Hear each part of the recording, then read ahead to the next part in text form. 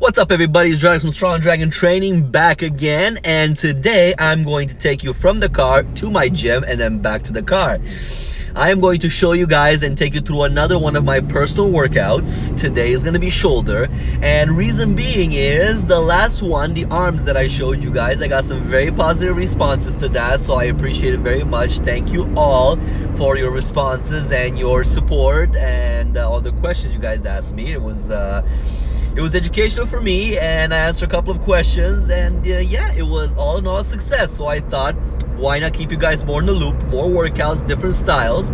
So like I said, this time is going to be shoulders. It's going to be a heavy workout, not as fast, not as many exercises in the superset like the arms one was, but it's going to be slower, higher rest in between the supersets.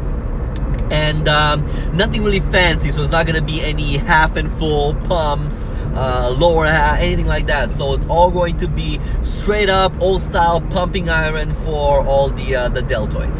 So let's check in, let's see how this workout looks like, and I will catch you guys right at the end where I'm huffing and puffing.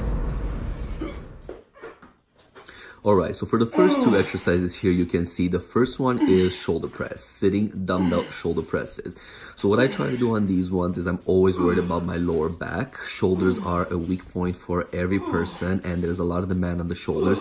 So when I sit, I always try to engage my core really tight. I bring the dumbbells down to 90 degrees and then press them up, and I fully focus on the deltoid. The lower back has to be tight, no arch whatsoever. The core is sucked in, and I press it up and I focus on those deltoids as much as possible. From there, I move to this essentially bent over partial reverse rows, what I like to call them. So here I try to engage the mid deltoid and the rear delt as much as possible. So you can see the partial movement gets the upper back as out of the scenario as possible. The lower back again gets a little bit of a beating, so the core has to be tight, and just partial movements really piss off that delt. From here, we're moving forward to lateral raises with straight arm kickbacks. So the lateral raises you can see here, they're very heavy. So these ones I can either choose to go right next to my thighs. Sometimes I go right in front, but for that I need to be careful bending the body forward and really keeping that lower back engaged. But when I do them from just the side of the thigh, it engages the mid delt a little bit more. So it really puts a lot of tension on that mid delt. And that's one of the secrets the bodybuilders do. They build the mid delt, they really focus on that mid delt with these lateral raises, and they make it a little bit thicker, and it makes that illusion of the body being actually wider.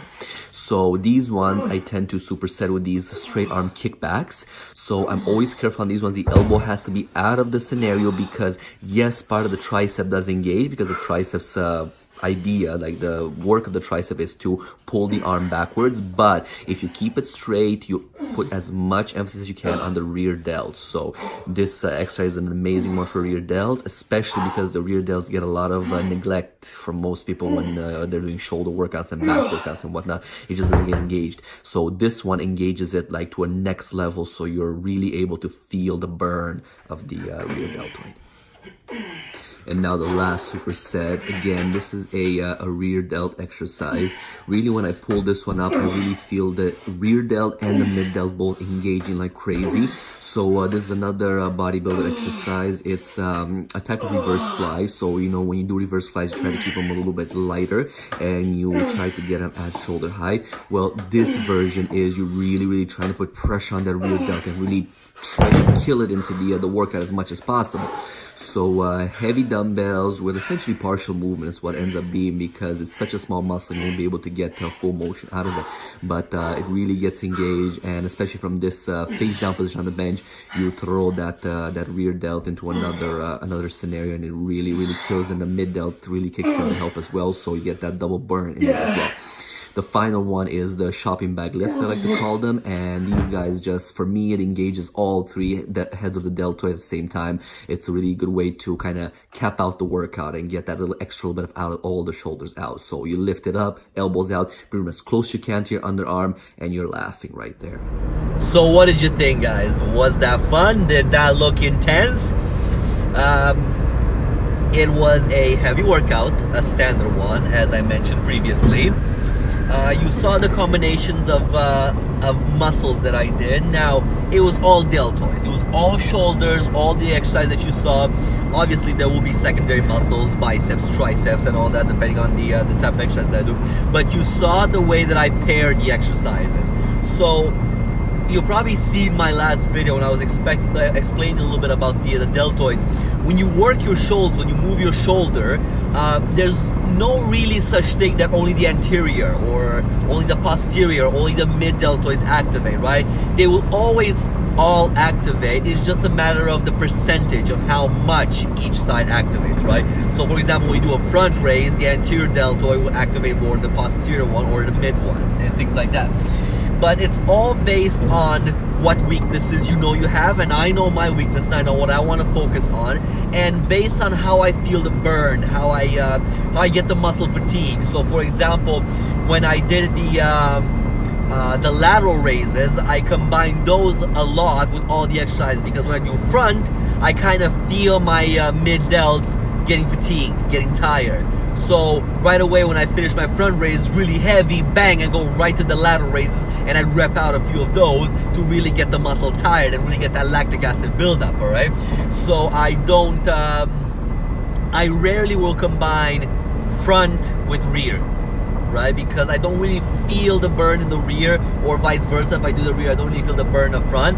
So it's a good idea if you're really tired and you want to kind of give the muscle a little bit of a break. So you do a rear one, you go to the front, so you don't take as long of a break in between. But what I was looking for here is, I was purposely looking for break in between the sets. So I would say maybe I would go for about 60 seconds, 60 to 90 seconds of rest, and then I'll do my second set. But essentially I was still trying to build up that lactic acid in the muscle, even though I was not going more than 10 reps. So what you guys saw in the video, that was essentially set number 1 of all the 3 to 5 sets I was doing per group, per superset. It all depended on the exercises. So I didn't film all the 5 sets. I didn't want you guys to stay in for the whole 50 minutes with me in the gym. But essentially what I was looking for is for you to get this method, the exercise that I'm pairing, and maybe add them to your own workout.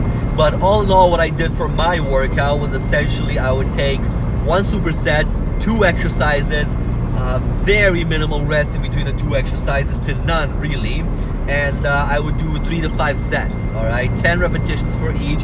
This was not like the previous workout what I would do every time I would aim to do more. No, this one was heavy, so if I would feel like I'm able to do more, then I would increase the weight, not the repetitions, not in this case. So this is the kind of workout that builds bulk, that gets the muscle fibers ripped, and then when they heal, they go more and they go thicker and things like that. So you got to be careful on this workout, because if your goals are not to build some muscle mass, then this is not the type of workout for you. But if it is, have at her, guys, have at her. Weight wise, like I said, I was going as heavy as possible, see my weight, see what I was using. For some of you maybe a lot, for some of you maybe not enough. So pick the weights based on your workouts, but get the idea of the style, get the idea of the combos, get the idea of the exercises. And of course, this was one workout. The exact exercise that I use now, I will never use them again in the workout, okay? So I will use the style again, but I can't say that for my next workout or 2 workouts down the road, I will specifically make sure that I combine the lateral raises with the straight arm kickbacks, or the bar military presses with the lateral raises or things like that. So I will never do that. I'll always try to mix up exercises, and that will keep me away from plateauing, even though I am going for heavy lift or for bulk. And some people really swear by keeping the same program, keeping that consistency. And don't get me wrong, it's a good idea to keep a consistency, to keep a program repeating for a while, to actually build that strength and the muscle mass and everything. But from my point of view, I always stay away from plateauing. I always stay away from repeating the same program over and over and over again. And for me, it yields very good results. I don't know about you guys. If you have tried it at work, that's great. I would love to know about that. Let me know, what style do you do to get your workout continuously giving you changes, continuously keep your body guessing. Like right now, my shoulders are sore, okay? So from my last workout, my arms were sore for 2 to 3 days after that, so my biceps really felt it. My triceps were sore. So it's always a good indication if you're sore the next couple of days because you've made some changes, you did something different. If you're not really sore, then you either did a maintenance workout or you really haven't changed and your body's used to that. Regardless of this, don't go based on a stereotype that, oh, if you're sore, that means your muscle is building and you're gonna look all bulky and freakishly. No. Even when you're doing light weights, high repetition, you should still feel a little bit of soreness. You know, you should feel like you've done a workout, your body is tired, it's repairing, it's, you know, the muscle will have to heal, the fibers will need to rebuild to heal. But that doesn't mean that you're gonna be ready to step on an Olympia stage because your muscles are so huge and you're not looking for that. That's never the case. Don't go based on a stereotype. People will tell you left, right, and center, that's something. It is not going to happen. It all is based on what your body responds well to and what you're looking for. You can always train your body towards a specific outcome. You just gotta pick the right weights, the right styles, and the right nutrition habits. After that, really you can mold your body however you want. We're all plastic and we're all able to mold ourselves however we train for. So keep that in mind when you do these exercises. But the style that I've done in this workout video is specifically designed to build muscle mass and progressively build strength as well. So if you're not looking for too much of a muscle mass, you can take the idea that I've had, the combination of exercises, and just increase the repetition, decrease the weight. So instead of 10 repetitions, maybe do 15, 20, 30, again, whatever level you're at. But rule of thumb is you do 8 to 10 repetitions with really massive weight, then you're looking for muscle build. That's a giver, and if you've heard that, that is true. But again, try it out, guys. See how it works for you. Modify the weights as I mentioned, and get the idea of the style. Implement these exercises, implement the style, and see how it changes your workout. Were you sore after that? Were you implementing other exercises with it that made it feel better for you guys? I would love to know about that. Leave me a comment, a message, say, well, you know what? Instead of doing exercise A and B, I did exercise A and D, and I felt much more soreness. I would love to try it. I'm always open to learn new things from you guys as well and try them on my own workouts and keep on changing my body so I keep on looking good as you guys do. Okay? So let me know, keep me posted, drop me some messages in the comments below.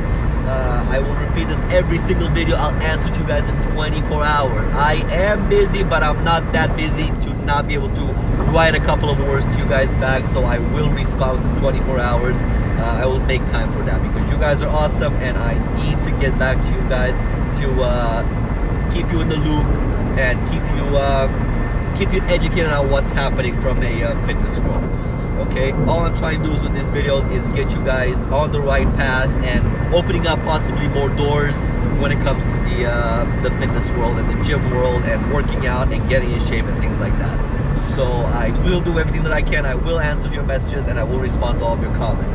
Just drop them in, let me know, give me ideas, give me feedback. I love to hear from you guys, good or bad, I'll always answer. So I hope this video was helpful. Hope I gave you some ideas for your next workout. And if it's so good and you guys really like it, again, I will keep on posting. I work out daily, so I can keep on posting those videos, keep on showing you guys the different styles and the different exercises, different methods that I use. All right? But until that next video, stay safe, guys. Stay healthy, stay fit, and I will talk to you on my next video. Ciao. Hey, what's up, guys? It's me again. Thank you so much for watching my video. If you enjoyed it and it helped you, like it and subscribe to my YouTube channel. I also have Facebook, Instagram, and Twitter. But don't forget my essential oils. They're all up on Amazon, and my website will take you directly to my essential oil webpage.